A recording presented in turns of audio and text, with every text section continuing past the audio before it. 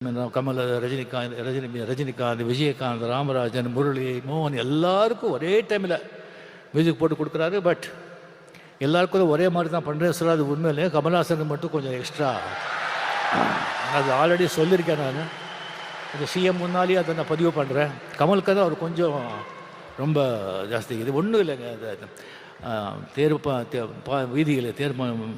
அது வீதியில் மான் போல் வந்தவனே யார் அடித்தாரோ உன்னை யார் அடித்தார், அவர் மட்டும் பாட்டு அங்கே 1000 பேர் அப்படியே கண்ணில் அழுதுருவீங்க.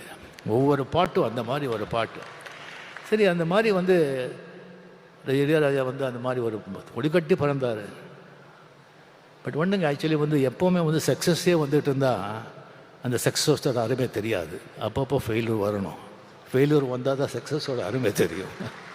ஸ்பீட் பிரேக்கர் மாதிரி கம்ப்ளீட்டாக அவர் அப்படி போயிட்டு இருந்தவர் இன்னொரு இசை அமைப்பில் வர்றாங்க.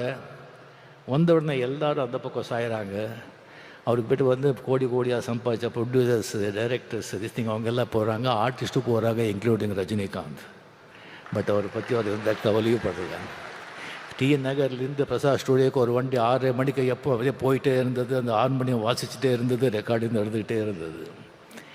அது திடீர்னு சொல்லி பாஸ்கர் காலமானார். திடீர்னு சொல்லி அவர் உசிராக நேசித்த அவர் மனைவி ஜீவா அவங்க காலமானார்.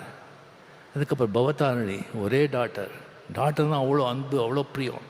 சும்மா அப்படி உட்காந்துருப்பாங்க. டாக்டர் கரண்ட் வந்த மாதிரி அவங்க இறந்து போகிறாங்க.